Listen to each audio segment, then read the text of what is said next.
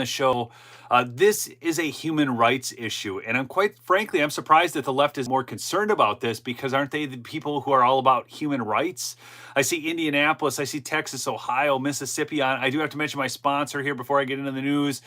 Midas Gold Group, MidasGoldGroup.com, or text Lumberjack to 232-425, or call them at 480-360-3000. You will receive free silver with a qualifying order if you mention me or text to them Lumberjack. All right, so here's the deal. Trennis Evans tweeted this out just a little bit ago. And Trennis Evans, if you remember the Colorado ballot case, I covered some stuff from Trennis Evans on that. He was actually arrested by the FBI. His kid's on the front porch with his hands up and everything. I can't get into the whole backstory there. It'll take too long. But he tweeted this out. He said, "Remember when I told you change of venue would happen for January 6th? Remember when my efforts were attacked by those who speak ill of other J6ers?" See, here is the culmination of the greatest legal effort to remove a case from a corrupt venue.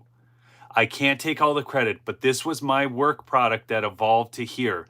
Special thanks to George Palos, AJ Fisher, Brad Ruxtales, and John Mosley. This would never have been what it is without your amazing effort of great Americans. Okay, so here I'm going to show you. This is awesome, people. There's another negative story on J6 today too I could cover, but I think this is so much more important. So this is right from the court documents, people. I'm going to be reading to you right from the court documents. This is not fake news. This is actually happening. Okay? This is colossal. Smash that like if you would, please. United States District Court for the District of Columbia. This is in United States of America versus Alan Fisher. Now, you'll remember also with the obstruction of Congress charge, what is that, 1401C? I can't remember the exact number, but you know, the obstruction of Congress charge with the Enron thing. Okay. Alan Fisher's involved in that, as is Jake Lang. Okay, so this is a reply to government's response in opposition to defendant's motion to transfer venue. So they want to get the trials out of D.C., okay? The defendant, Alan Fisher, by and through undersigned counsel, files this reply memorandum of law in support of this motion for change of venue, which also seeks to overturn, modify, or clarify erroneous and scientifically unsupported judicial precedent. So this is, you know, the government is responding. Fisher questions why his government has chosen to oppose a change of venue, raising at least the interference that the government believes it has a distinct tactical advantage in holding the trial in the District of Columbia. The government at once claims that it would make no difference if the trial were held in Washington, D.C., Florida, or in a district showing the least concerns of bias, South Dakota. Yet the government opposes that transfer. It is disappointing that the government claims that there would be no bias and the results would be the same, yet in the same breath claims some unarticulated reason to oppose the transfer. In this case, at least one prosecutor, Assistant U.S. Attorney Michael Matthew Gordon, is detailed to this case from the Middle District of Florida. The defendant lives in that district and was arrested there. The FBI agents who arrested Fisher, who have firsthand knowledge of the location, evidence collected, statements by the defendant, etc., are all from that area. None of Fisher's social media or other communications are stored at or originated from D.C. Why does the government then so doggedly oppose transfer? Why, people? Why don't you answer that question in the chat? Why would the government oppose transfer from this D.C. court? The government responded and said the government's primary attack on venue transfer is that a portion of one study presented in the defendant's motion was prepared by a fellow January 6th rioter. Again, we're going back to that study I did. I covered that. You guys can go back and look at some of my older videos on January 6th. You can see also the Colorado ballot case and who Trennis Evans is. I'm going to keep this stream fairly short and just get into the meat of this. But if you want the background on that, number one, you got to be following this channel. You got to turn those notifications on, okay? And smash the like if you would and all that. But the bottom line is this was they had to commission a study. Okay, it wasn't prepared by a fellow January 6th rioter. It was prepared by the study, the polling firm. It was prepared by the polling firm. The government just lies in this crap. Okay. Bradley Rustakis did indeed plead guilty to the petty Class B misdemeanor of parading. Yeah, parading, carrying a flag around on the U.S. Capitol. Parading is a felon or a misdemeanor. It's a crime. What the hell is this? Oh my gosh.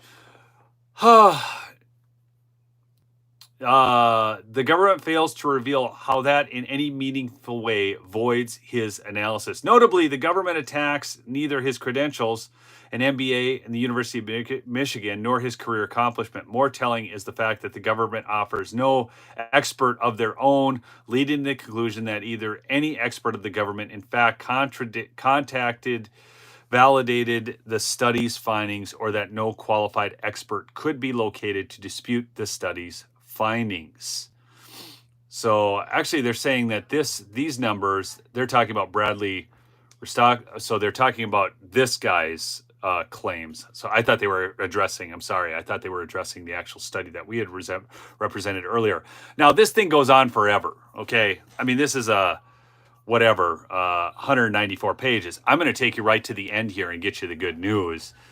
I wanted to give you the background and the brief conclusion. Okay, so this is the conclusion. It says, notwithstanding past practice or precedents, the easy, simple, low-cost solution of transferring venue is the best safeguard to ensure a fair trial for Fisher in this case. The potential D.C. juror pool has been inundated with January 6th from the event itself to congressional proceedings of the January 6th Select Committee to incendiary, often inaccurate language by government officials. This incessant feedback loop has created a synergy and further fueled the perception among D.C. residents that they are victims. The civil lawsuit by Attorney General Racine on behalf of all residents of D.C. further reinforces this notion of victimhood. Self-perceived victims simply cannot serve on a jury in a prosecution of the very alleged crime for which they perceive themselves to be victims. Does that make sense to you people? I mean, obviously, if you're a victim, how are you going to serve on the jury pool of perceived, you're already a perceived victim. So how are you going to come up with a fair and impartial ruling? I saw there was a super chat there. I'll get to that in just a second here. But continuing on, the profound impact of technology on juror biases, epitomized by the revealing insights from the digital data in this case, urgently calls for a change of venue. The stark reality of potential constitutional rights deprivation, probably the right to a fair trial, demands immediate recognition. Change of venue upholds the required appearance of impartiality in addition to upholding the actual constitutional rights to a trial by a jury of your peers. Okay? I hereby certify that the true and correct copy of the foregoing has been electronically filed with the clerk of court using CM-ECF system, which will send notification of such filing. This filed in the District Court of Columbia. Now, according to Trennis Evans, okay, when my efforts were attacked, here is the culmination of the greatest legal effort to remove a case from a corrupt venue. Okay, so this is going forward right now. This has been filed and this will be moved, people. And that is the only chance for these people to get a fair trial, is to get it out of the DC courts.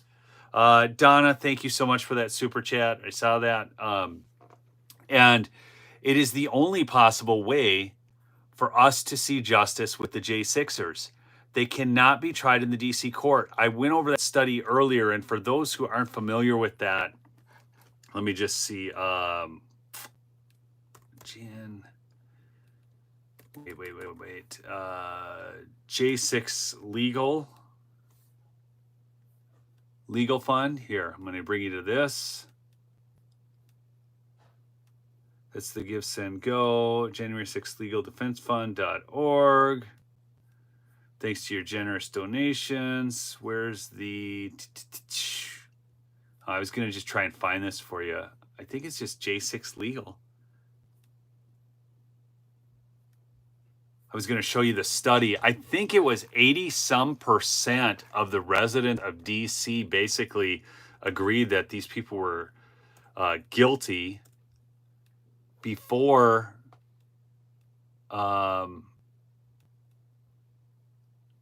this even could go to court. Was, I believe, the numbers, if you guys remember.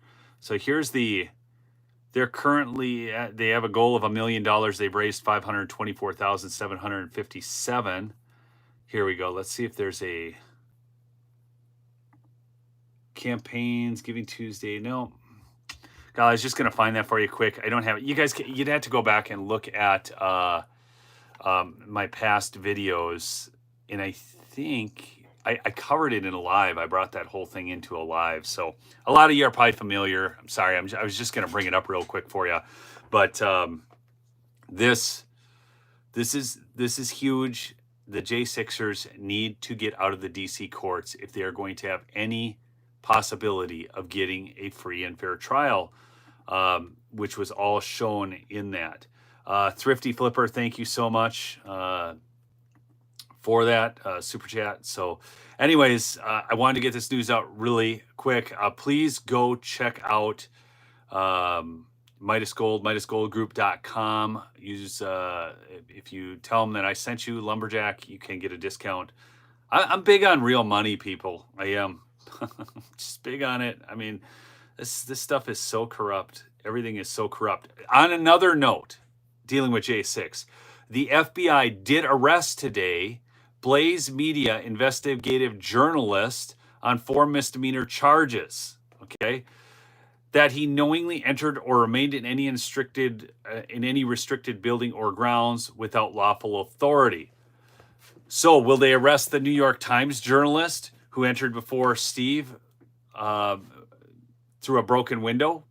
You know, that's the question. Disorderly and disruptive conduct in a restricted building or grounds. That did not happen. He was not disorderly or disruptive. Disorderly conduct in a Capitol building. That did not happen either. Parading, demonstrating, or picketing. That did not happen either. This guy didn't even parade, but I've seen the video. He was arrested today. So anyways, I love y'all. Keep fighting the good fight, folks. And we will catch you on the next episode. All right. Peace out.